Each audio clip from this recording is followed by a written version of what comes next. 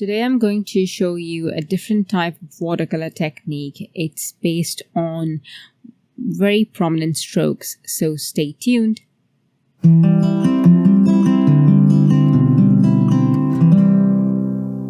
Hello and welcome to Creative Coloring with Iram. Today's project is a watercolor card and I really like how it turned out. It has geometrical elements and a combination of loose watercolor with prominent watercolor strokes. So I hope you enjoy the tutorial.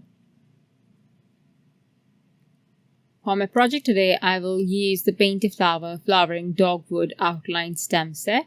I will stamp this embossing ink and then cover it in golden peach embossing powder and heat set this. I will start by applying water to the petal and then add a light pigment. Then I will drop in a darker pigment. I will move this pigment around with my paintbrush and then let it flow on its own. I will let the water do its work. I will color the other petals in the same manner. I will apply water and then drop in pigment. I will move the pigment around a little bit, but I won't overwork the petals. I am using two paint brushes. One has pigment and the other has clean water, just so that I can move the pigment around without contaminating the entire petal, because I don't want one solid looking petal. I do want a little bit of variation. So once I have covered all the petals in the same manner for all the flowers, I will come back again to the first flower and add a dark concentration of pigment.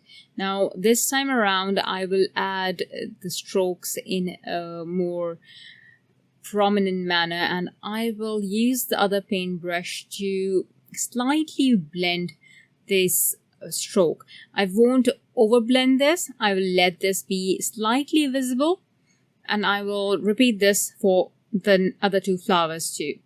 Once I have added this stroke, and again I won't be adding this to the entire petal, or just portions of the petal where I want to show a curve, a curl, or just a bit of a bend. Don't overthink it. Have fun with it.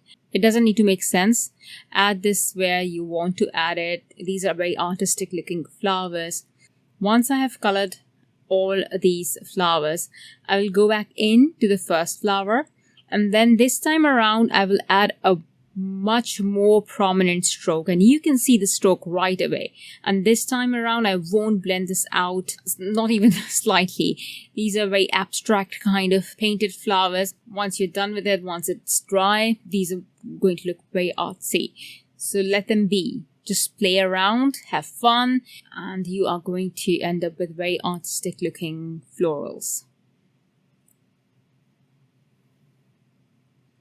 For the leaves, I went with blue greens.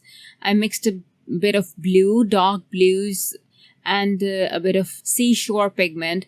Again, I started with very light pigment, added water, added a light pigment, and also added a bit of red, leftover red, to the tip of the leaves. I didn't do this for all the leaves, because then again overdoing it. For the flower center, I used a mix of oranges and yellow. I will set this aside to dry, and then I will fussy cut this. For my background, I'm going to use the same colors that I used for the image. I'm going to use very light concentration of the colors that I used. To add a balance to the background, I'm going to add the reds and a bit of that yellow, and also add the bit of that blue-green pigment for the leaves, but this is going to be very little, just to show that there is that blue-green pigments so that it doesn't stand out too much. Next, I will die cut 3 circles out of the halftone circle nesting dies, and I am going to use a mini blending brush and vanilla cream crisp dye ink and ink blend some of the ink onto these. The ink kind of matches the flower centers. It's a little lighter, but I don't want these circles to be very vibrant and don't want to overpower them. Just be part of the floral design. It's part of the background basically. So I will then place this and see how the arrangement is going to look, and then I will adhere these with instant dimension foam tape. Then I will stamp the sentiment in obsidian ink and cut it into a strip. Place this over the largest circle, tuck it behind the floral, the small floral there, and then I am going to add some controlled splatters using the fine liner pen. Adding controlled splatters obviously gives me control, and it will save my florals from the black splatters if I were to use paintbrush and a paint to add splatters. I could add splatters before adhering the image, but I didn't want to add too many. To finish, I just adhered satin gold sequins, and that's it. My card is ready. This was very easy to watercolor, and I think it looks really nice because I added those circles. It kind of balances out those yellow flower centers and the entire design actually.